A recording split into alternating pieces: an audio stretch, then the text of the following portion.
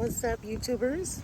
I want to say thank you to my influencers out there I follow, Vidiq, ThinkMedia.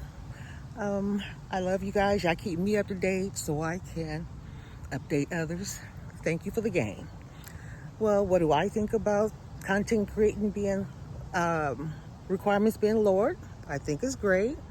Yeah, explained it to me well. That is about us working for us to get the money. YouTube ain't giving us no money. If you want the money, go get the money. Hey, that's how I explain it, But y'all told me the game. I think it's cool. They need to be boosting small channels from time to time. Boost us out there.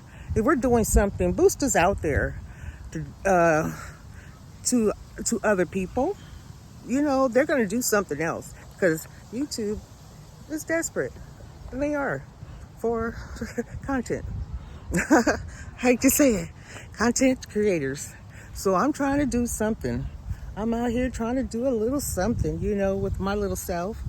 I'm on the fly right now because the news is breaking today. So I'm going to go ahead and put a short and put a video out. But YouTube is going to get better at this, hopefully.